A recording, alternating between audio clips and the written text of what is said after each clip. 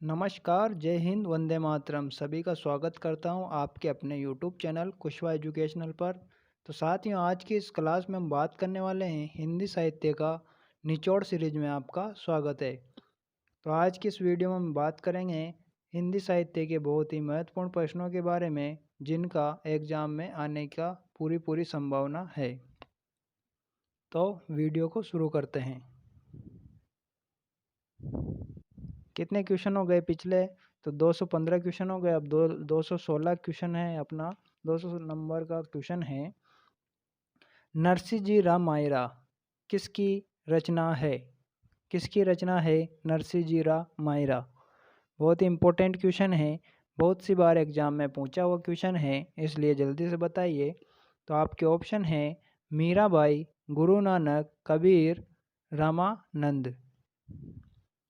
क्या हो जाएगा इसका करेक्ट आंसर? तो इसका करेक्ट आंसर है क्या? मीराबाई। मीराबाई इसका करेक्ट आंसर है। किसने की इसकी रचना? तो मीराबाई ने की। और वास्तविक रचना पूछे तो किसने की? रत्ना खाती ने। किसने? रत्ना खाती ने इसकी रचना की थी। मीराबाई के नाम क्यों आता है इसमें? क्योंकि मीराबाई ने सर्वाधिक इसका अपनी रचनाओं में उल्लेख किया है, यानी इसमें सबसे ज़्यादा पद किसके हैं? मीराबाई के हैं। तो नरसिंह जी मायरा में किसका मायरा बनने गए थे नरसिंह जी? तो अपनी बहन है कौन? नानी बाई। कौन है? नानी बाई थी इनकी बहन। इनकी लड़की का विवाह था। क्या? नानी बाई की जो बेटी थी उनका मायरा भरने गया था, यानी उनका विवाह था, उसका मायरा भरना था किसको? नरसिंह जी भगत को। नरसिंह जी भगत कौन थे? कौन थे नरसिंह जी भगत? अरे मित्रों, कौन थे नरसिंह जी भगत? कौन थे? तो जैन थे। कौन थे? जैन थे। और कौन थे? बहुत धनी थे। कौन थे? धनी थे। इनके नाम की क्या चलती थी? उंटी चलती थी।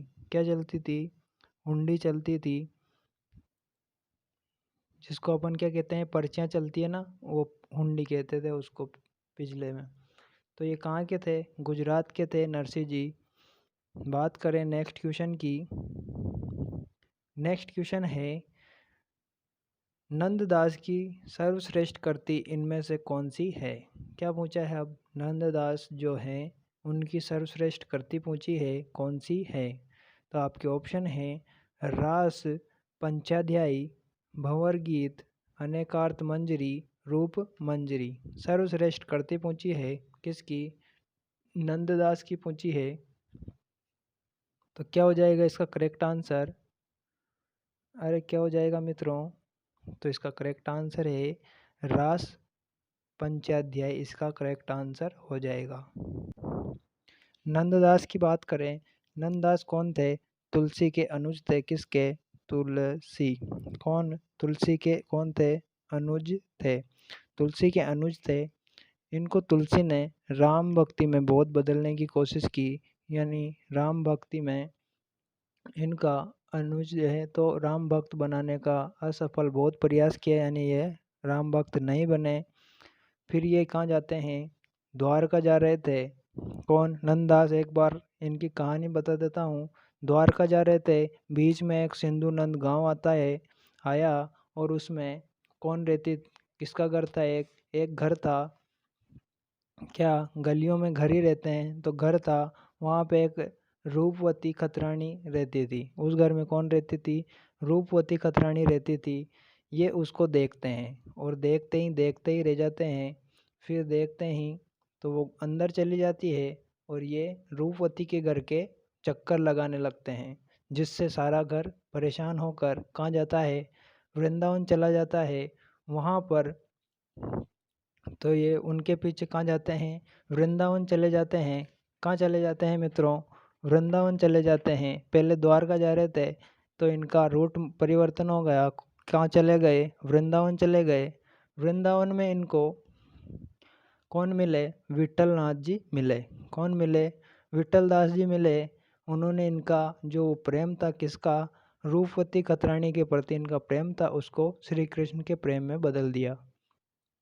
ऐसे इनका इनको कौन बना दिया? कृष्ण भक्त बना दिया। किसने? विट्ठल दास जी ने। तो इनकी रचना कौन सी है प्रसिद्ध? रास पंचाध्याय। रास पंचाध्याय ये किस में है? तो रोला छंदों में लिखी गई है। कौन सा? रोला छंद में लिखी गई है रचना है कौन सी? रास पंचाध्याय। और कौन सी रचना है इनकी? तो इनकी है और कौन सी है? अनेकार्थ मंजरी भी इनकी है और रूप मंजरी भी इनकी है। और बात करें किसकी?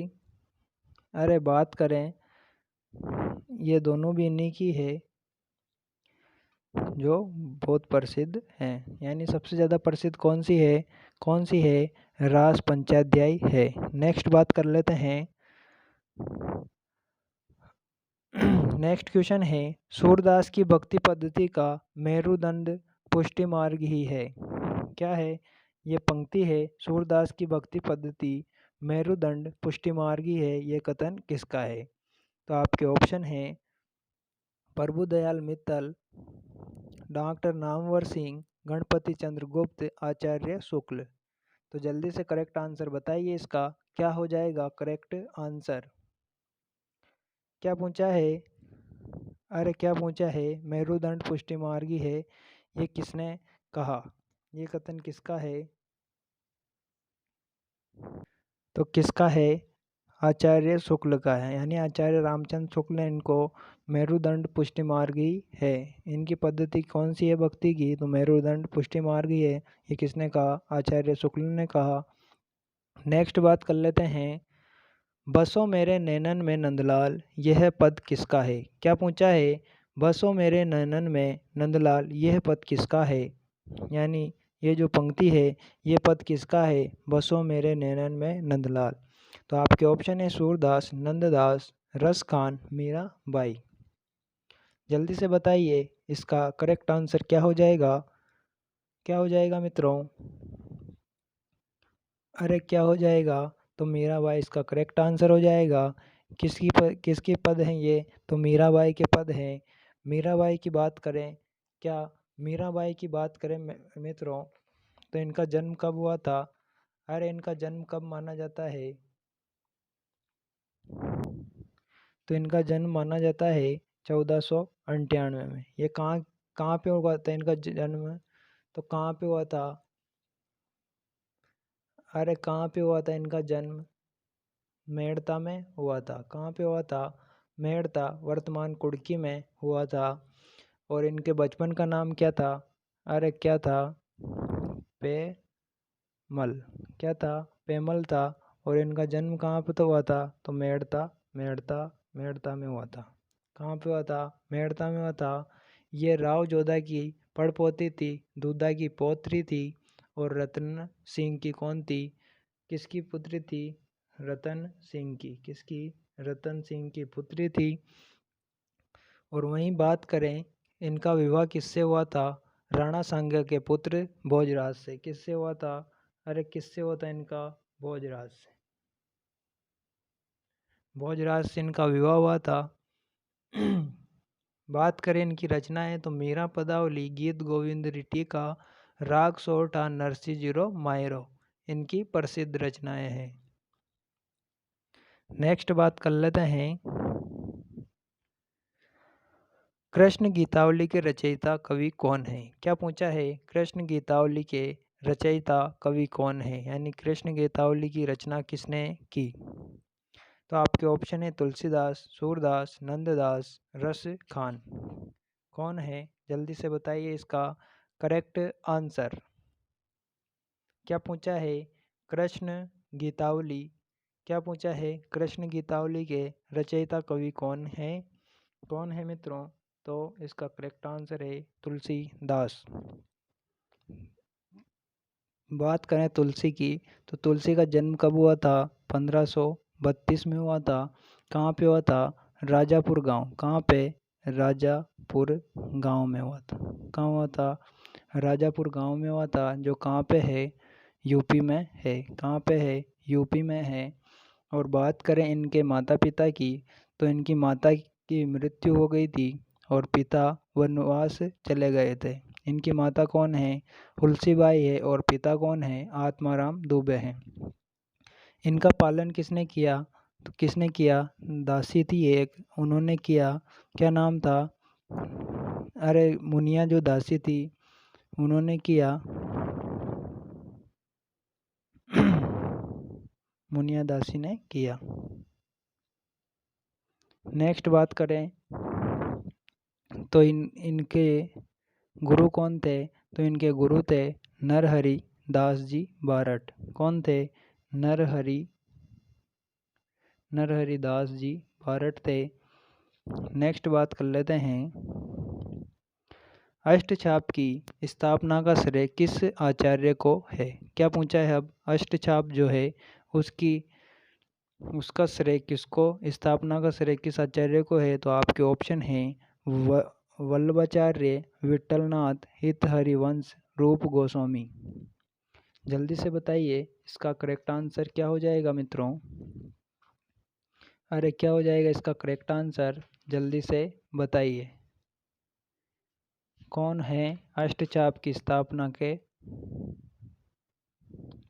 कौन है विट्ठलनाथ जिन्होंने अष्टचाप की स्थापना की थी? किसने?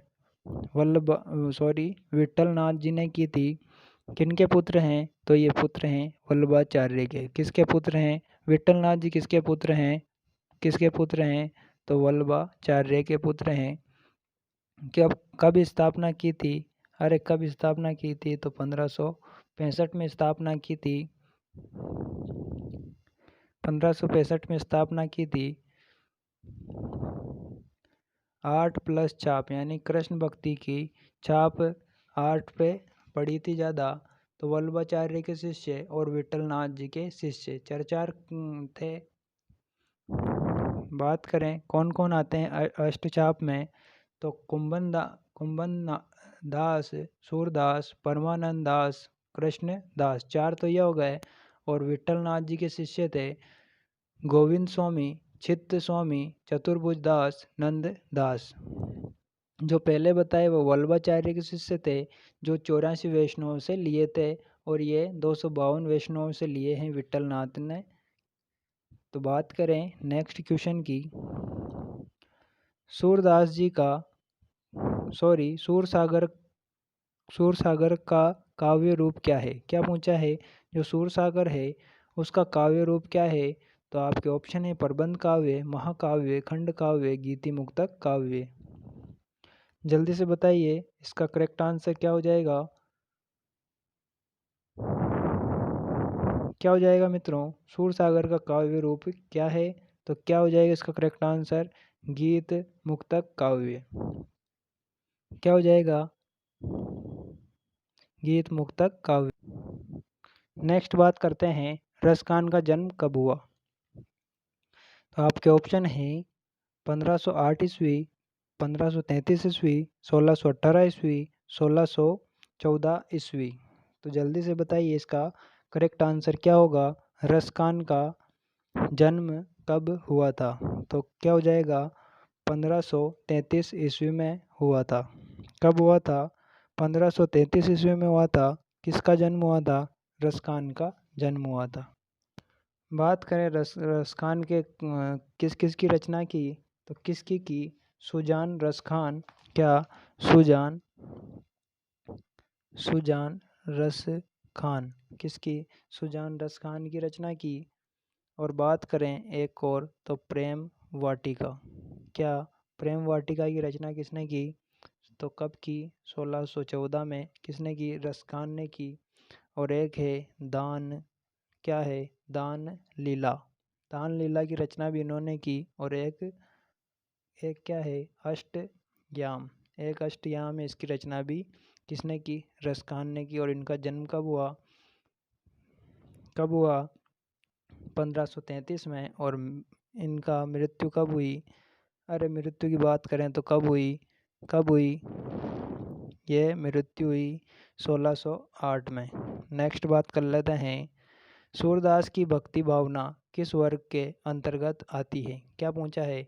जो सूरदास की क्या है भक्ति भावना किस वर्ग के अंतर्गत आती है? तो आपके ऑप्शन है दास्य भाव, सख्य भाव, माधुर्य भाव कोई नहीं। जल्दी से बताइए क्या हो जाएगा इसका करेक्ट आंसर। सूरदास जी की जो भक्ति भावना किस वर्ग के अंतर्गत आती है, किस वर्ग के अंतर्गत आती है, तो सख्य भाव इसका करेक्ट आंसर हो जाएगा। क्या हो जाएगा, सख्य भाव हो जाएगा। यानी सूरदास जी क्या कहते थे, अरे सूरदास जी क्या कहते थे कृष्ण को क्या कहते थे, तुम क्या, तुम तेरे, ऐसे शब्दों का प्रयोग करते थे। यानी जैसे अपन दोस्तों से बोलते हैं ऐसे बोलते थे, इसलिए इनकी जो भक्ति थी वो सख्य भाव की थी, यानी मित्रता भाव की थी। नेक्स्ट बात कर लेते हैं,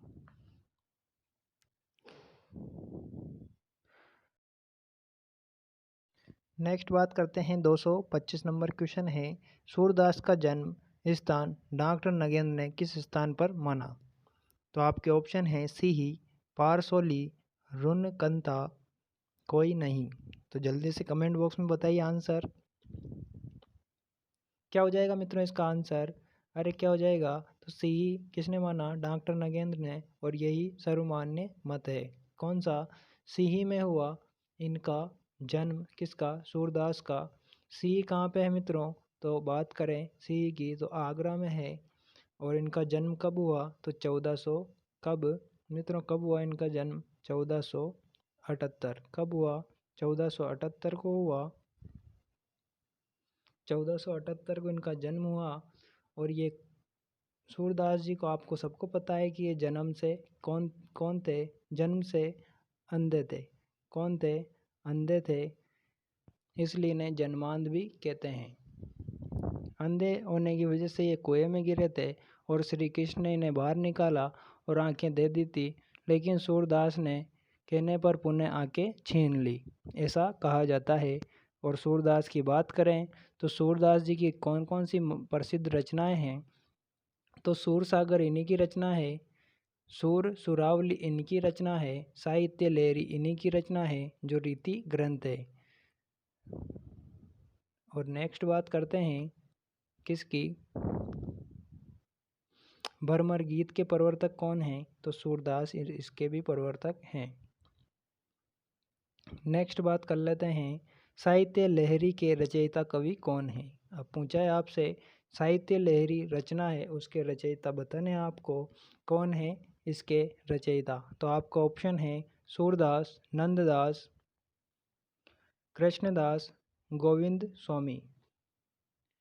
जल्दी से बताइए इसका करेक्ट आंसर। अभी मैंने आंसर बता दिया इसका पहले के क्वेश्चन में, कौन है साहित्य लहरी के, सूरदास। कौन है, सूरदास है। ये किसकी रचना है, साहित्य लहरी में क्या है, इसमें राधा कृष्ण की अर्थ गोपन शैली में रास लीला का वर्णन मिलता है। रास लीला का वर्णन मिलता है, किसका, रास लीला का, रास लीला का वर्णन मिलता है किस शैली में, गोपन शैली में। नेक्स्ट बात कर लेते हैं, नंददास की किस कृति पर मुग्ध होकर उन्हें जड़िया की उपाधि दी। कौन सी उपाधि दी, मुग्ध होकर, किस कृति पर मुग्ध होकर जड़िया की उपाधि दी। तो आपके ऑप्शन है रास पंचाध्याय, अनेकार्थ मंजरी, भंवर गीत, पदावली। तो जल्दी से बताइए क्या हो जाएगा इसका करेक्ट आंसर। अरे क्या हो जाएगा, क्या हो जाएगा इसका करेक्ट आंसर। तो इसका करेक्ट आंसर है मित्रों रास पंचाध्याय। यानी ये इनकी बहुत सर्वश्रेष्ठ कृति है। क्या है, सर्वश्रेष्ठ कृति है। इसलिए इसको जड़िया उपाधि मिली, किसको, नंददास जी को। नेक्स्ट बात कर लेते हैं, 228 नंबर क्वेश्चन है, इनमें से अष्टचाप का कवि कौन नहीं है। आपको मैंने अष्टचाप के कवि बताए थे थोड़ी देर, यानी अगले क्वेश्चनों में। तो आपको बताना है इसमें से अष्टचाप के कवि कौन है। यानी 3 इसमें अष्टचाप के कवि नहीं हैं और 1 है, वो बताना है आपको। तो आपके ऑप्शन है ध्रुवदास, नाभादास, परमानंद दास, मदन मोहन। जल्दी से बताइए इसका करेक्ट आंसर क्या हो जाएगा। इसका करेक्ट आंसर वो बताना है आपको। तो इसका करेक्ट आंसर है परमानंद दास। इसका करेक्ट आंसर है, जो किसमें अष्टचाप कवियों में शामिल है। नेक्स्ट बात कर लेते हैं, इनमें से कौन सा ग्रंथ नंददास जी का नहीं है। इनमें से कौन सा ग्रंथ नंददास जी का नहीं है, यानी 3 इसमें से नंददास जी के हैं और एक क्या 3 तो नंददास जी के हैं और एक नहीं है, वो बताना है आपको। तो प्रेम बाराकड़ी, श्याम सगाई, माधवानल, काम करना नल, रुक्मणी मंगल। तो बताइए इसका करेक्ट आंसर, बताइए जल्दी से। अरे इनमें से नंददास जी के कौन सा ग्रंथ नहीं है, कौन सा नहीं है मित्रों। तो इसमें से ये नहीं है, क्या ये नहीं है। महाधवानल, काम करना नल, ये इनका ग्रंथ नहीं है। और बाकी प्रेम बारकड़ी, श्याम सगाई, रुक्मणी मंगल इन्हीं के ग्रंथ हैं। नेक्स्ट और अंतिम क्वेश्चन है आज का, मीराबाई की भक्ति किस प्रकार की है। क्या पूछा है आप, मीराबाई की जो भक्ति है वो किस प्रकार की है। थोड़ी देर पहले आपसे पूछा था मैंने कि सूरदास की, जो सूरदास है उनकी भक्ति किस प्रकार की है। ये भी उसी में क्वेश्चन है। इसमें मीराबाई की आपको भक्ति बतानी है। तो आपके ऑप्शन हैं दास्य भाव, सख्य भाव, माधुर्य भाव, पुष्ट भाव। जल्दी से बताइए इसका करेक्ट आंसर क्या हो जाएगा मित्रों। इसका करेक्ट आंसर, अरे क्या हो जाएगा, मीराबाई की जो भक्ति है वो किस प्रकार की थी। तो माधुर्य भाव की थी। कौन सी थी, माधुर्य भाव की थी मीरा की भक्ति।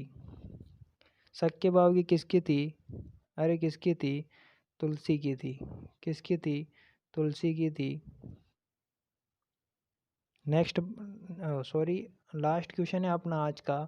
कैसे लगे आपके क्वेश्चन और कैसी लगी वीडियो, जल्दी से कमेंट बॉक्स में बताइए। और अच्छी लगी है तो चैनल को सब्सक्राइब, लाइक, शेयर जो भी करना है आपको वो कर दीजिए, ताकि नेक्स्ट वीडियो की नोटिफिकेशन आप तक सबसे पहले मिल सके। मिलते हैं नई क्लास के साथ नई वीडियो में, तब तक धन्यवाद, जय हिंद।